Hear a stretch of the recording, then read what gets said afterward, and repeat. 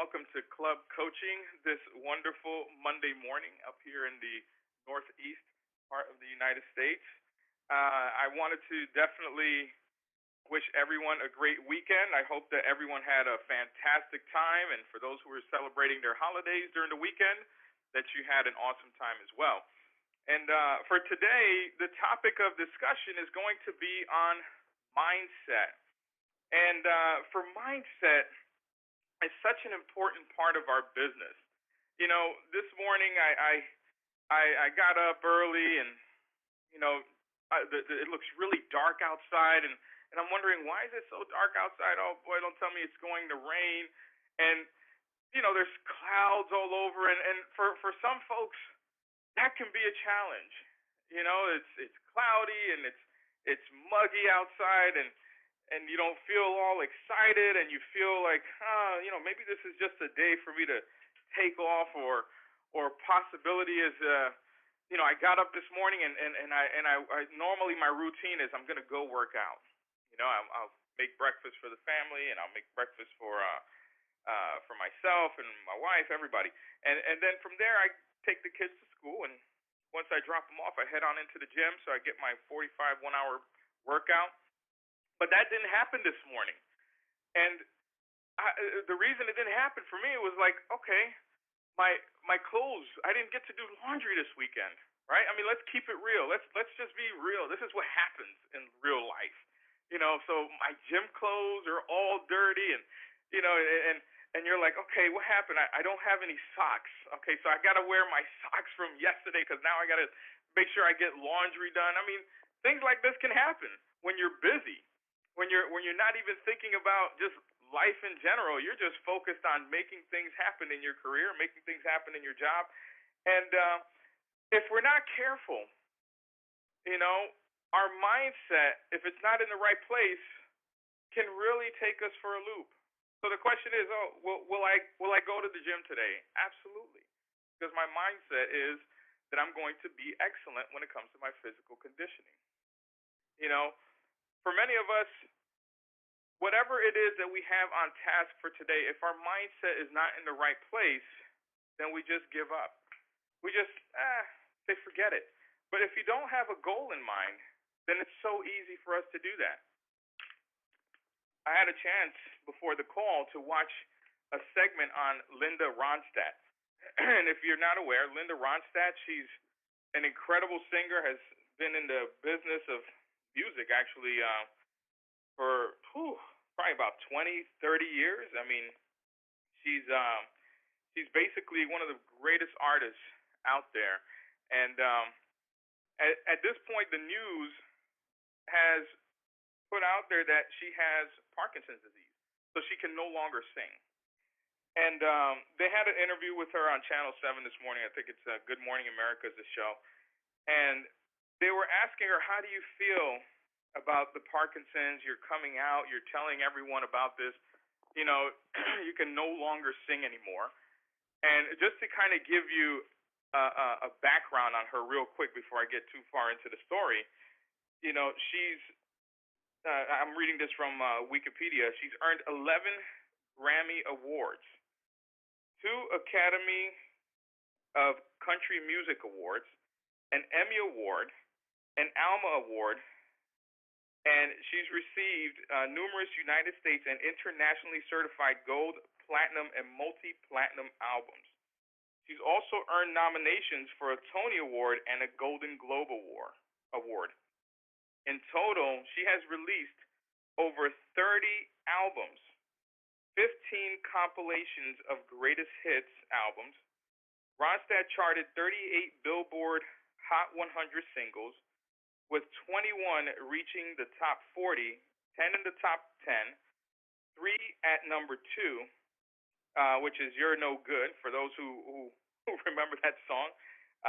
And then in the UK, her single Blue Bayou reached the UK top 40, and the duet with Aaron Neville, Don't Know Much, peaked at number 2 in December of 1989. In addition, she has charted 36 albums, 10 top 10 albums, and 3 number 1 albums on the Billboard Pop Album charts. So when you hear this about this woman and that song, "You're No Good," I think that's a song. I don't have the exact year in front of me, but definitely was something that came out in the '70s. So you look at her career, and she's 67 years old right now, and she can no longer sing. And when they were interviewing her, you know, they asked her a question: "What would your advice be for anyone who wants to make it in this industry?" And and she had said, "Listen, bottom line is this: if you want to make it in the music industry, you've got to expose yourself to all different levels of art, all kinds, all kinds of music, everything. Become a true artist." That was the first thing she says. The second thing is, really, to become the best, you've got to practice 8 to 10 hours per day in her trade before she was able to master her instrument. 8 to 10 hours. Okay? And they ask her, "Do you regret any of this happening?" She's like, "No, I've lived a full life. I'm 67 years old, and I am happy. And this is just another chapter in my life." So when you listen to that and you think about it, it's it's just so inspiring because you know so many times our mindset when it comes to growing our business, it becomes limited. It becomes short-sighted, where unless we're seeing the results in the next 24 to 48 hours, we're ready to give up. Unless we're seeing the results within the next 2 to 3 weeks, we're ready to give up. You know, there are agents that do role playing day in and day out. They prospect day in and day out, 3, 4 hours a day. And some agents, because they have some experience in sales, they do great. And they'll go ahead and they'll get their listings and they'll get their buyer sales. And the ones that I've noticed that stick it out the longest, that after 1, 2 months, they're banging their heads up against the wall. They're trying to figure out what's working and what's not working. Those are the ones that actually hang in there for the long run. Because there's something about being able to persevere. There's something about developing character. When you are seeking to be the best, you've got to dig deep. There has to be something in your character that pushes you to go forward, that pushes you to persevere day in and day out. And what we're going to talk about this morning, I'm just introducing the topic right now. We haven't even gotten into the meat and potatoes. Well, in what we're going to talk about this morning is about your mindset. Where is your mindset today?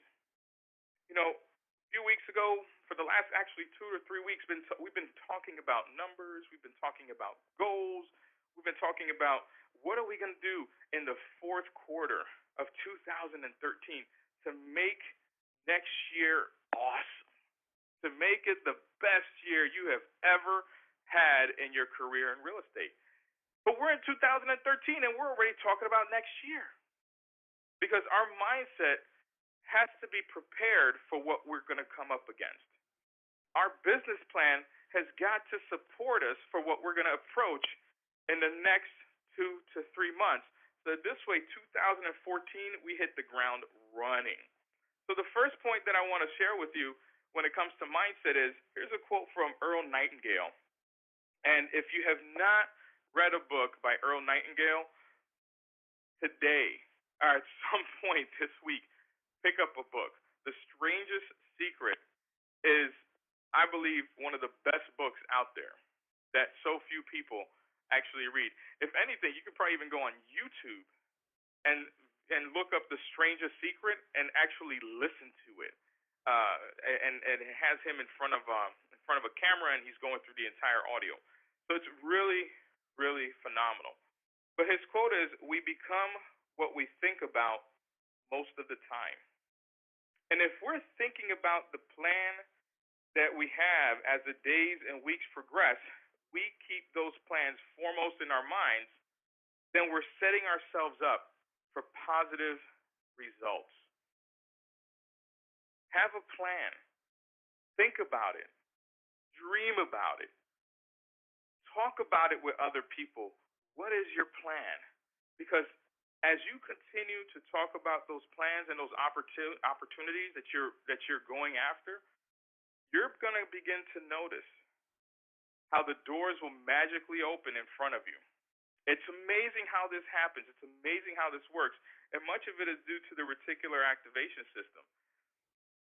And because our mind now becomes totally aware of where we want to go, we become clear. And when you're clear on your goals, when you're clear in your mindset, you actually do become what you think about most. The next thing is what the mind of man can conceive and believe they can achieve. This is from Napoleon Hill. See, what happens is for many of us, we really just don't think big. I'll talk to real estate agents and they'll say, "Oh man, if I can just make $100,000 this year, I'd be happy. If I can just make, if I can just sell 10 houses this year, I'll be happy." Folks, selling 10 houses is not a lot of homes. I'm just keeping it real. Making $100,000 in New York City is just not a big number because you'll be able to make that when you get focused, when you do your job, you'll be able to make your $100,000. So, what the mind of man can conceive and believe they can achieve. So, if you're having a difficult time conceiving big numbers, then that's where the roadblock is. Can you see yourself making $500,000 a year? Can you see yourself making $1,000,000 a year? Really? Can you? At what point do you start to feel uncomfortable in just me even having this conversation? Can you see yourself making $200,000, 300? What's your number? Where do you get, where do you get that pit in your stomach? Because the major issue for many of us is we just don't think big enough. So we'll just do the bare minimum to get by. And then before you know it, at the end of the year, we do not achieve our goals because we haven't stretched. And that's something that we've all got to take into consideration. What's our number? What is it that we're afraid of? What's stopping us from taking it to the next level? The next point is we must develop an unwavering desire to achieve our business goals in spite of the daily ups and downs that are going to happen. Every day there's going to be a distraction. Every single day. Not every day is the same. The reason why we have a work schedule is so that when a distraction comes up, we're able to snap back to what it is that we're supposed to be doing to create the business that we want. That's why you have a daily schedule. So this way you can avoid the distractions and you have that unwavering desire. It supports you to reach your goals. That's what you want. That's exactly what we're looking for. Next point is we must make a decision to move away from non-traditional or from traditional non-productive real estate activities and start doing what I'm coaching you to do. Definitely the flyers, the ads, there's a time and there's a place for that. Absolutely. Do they work? Yes, they do. But they serve a different purpose. Right now, for many of us, we're looking for right now business. And when you're looking for right now business, the fastest way to get right now business is to pick up the phone or go speak to people who can give you right now business. If you want future business, then at that point you focus on other types of marketing, other types of exposure. I mean, you can do social outings, you can do parties, you can hang out at nighttime with your friends, you can do whatever it is that you want to create business, but realize that you have business that's right now and business that's building for the future, meaning that later on they'll throw you a referral, maybe, maybe not. So when we talk about prospecting, we're actually talking about predictability. That's what we're really talking about. Because I know so many times Folks, you know, that may not be our style of picking up the phone and making calls, and that's totally fine. You know what? Everybody prospects differently. You just don't call it prospecting. you know, Prospecting is just a very basic term for having great conversations and asking for business. So the key thing is how many conversations can you have in a day and ask for business, and can you track those results? So I don't care what you want to call it. If you want to call it socializing, if you want to call it partying, but if you're not partying or socializing with those people who can actually give you business, then you are not prospecting. You're just socializing. So that's one thing that I want you to really focus on and remember that how important our activities are when it comes to a day-to-day basis. The next point is remove the drama now.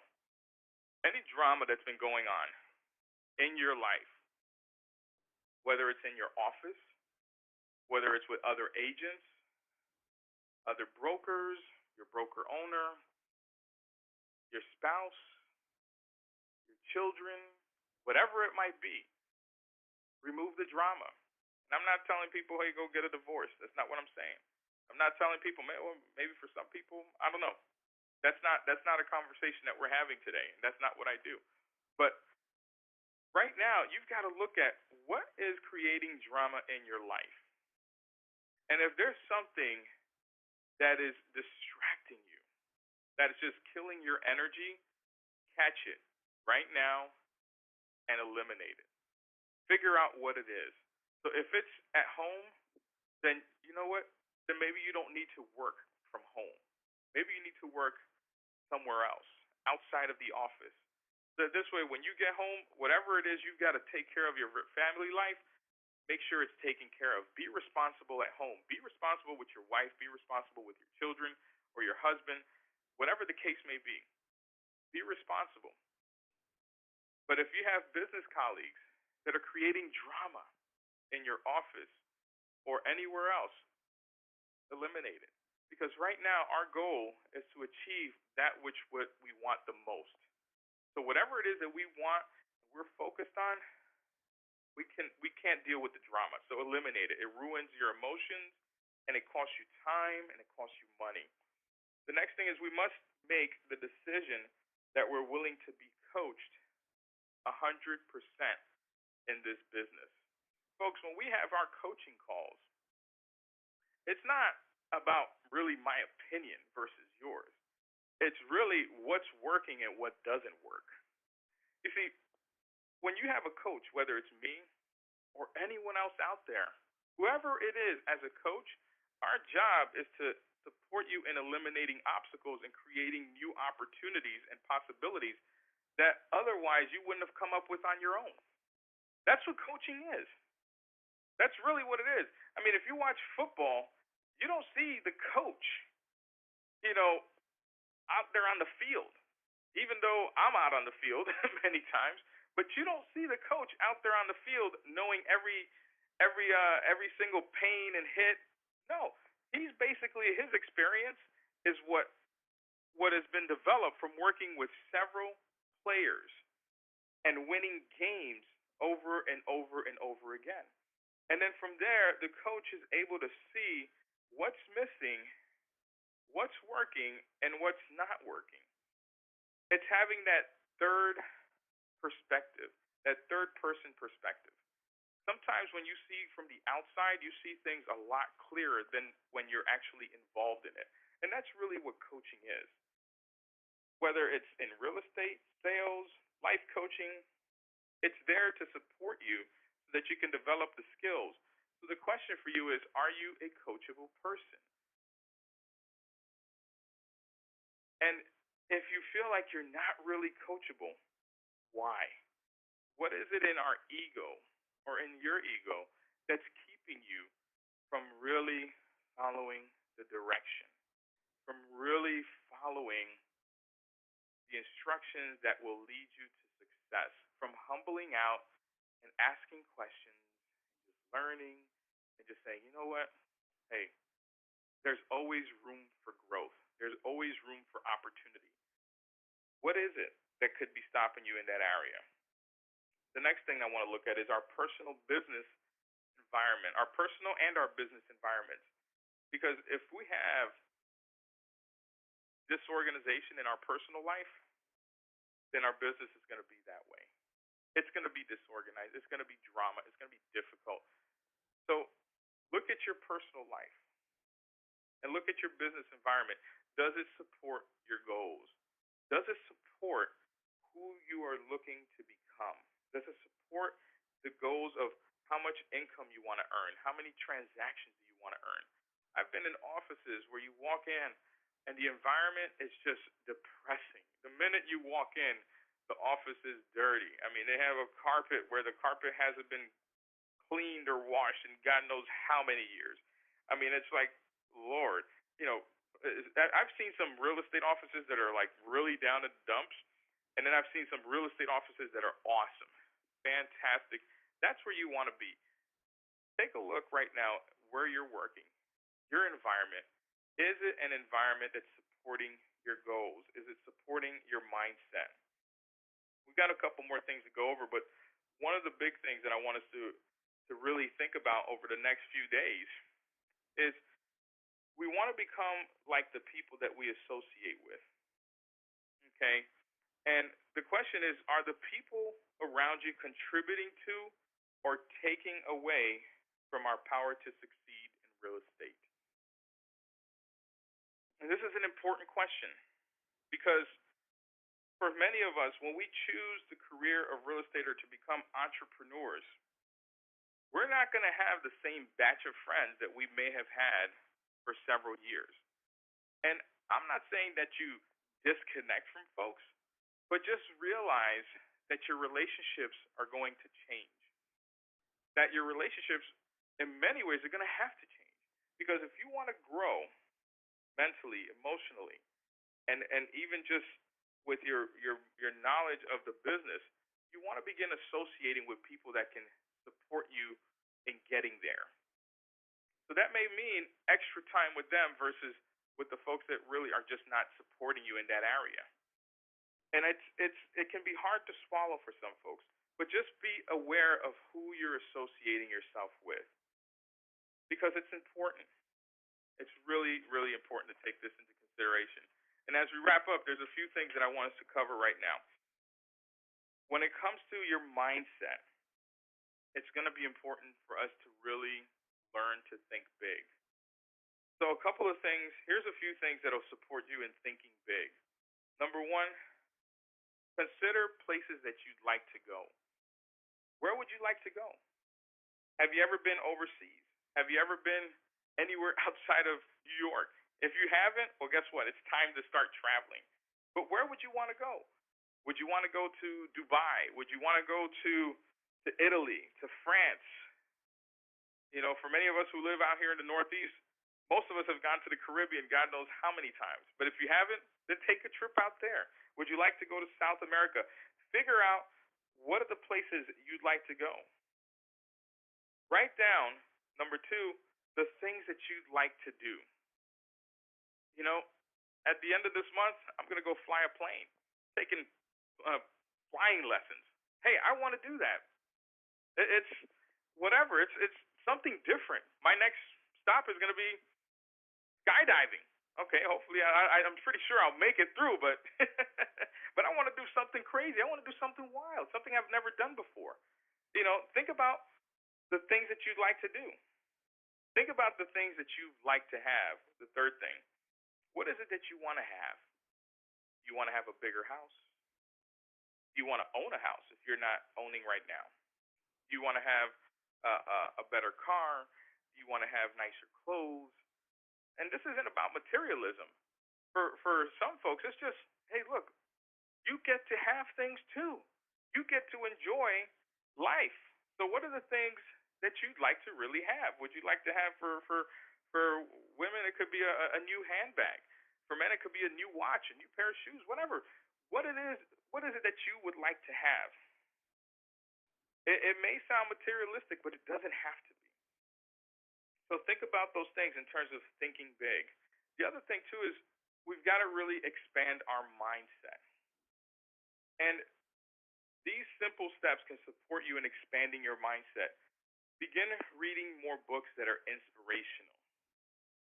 What are you reading right now? What inspires you? What motivates you? What puts fire underneath you when you read it? Think about that. Ask your friends, what books are they reading? What is it that inspires them? The next thing is listen to motivational tapes. For most of us, if you're working in the suburbs, then you're in the car a lot. Okay? But if you're in the city, then you're in the train a lot, or you're walking a lot. If you have a cell phone and it plays music, listen to some motivational audio files. If you're in the car, listen to some motivational CDs. The next thing is spend time with the people who are doing more than you are doing. Because you'll notice that when you spend time with these folks, just how their thinking is, just how their perspective on life is, just how their activities are. And they could really support you in expanding your thinking and thinking more creative so that this way you can reach your goals. But it all starts with your mindset.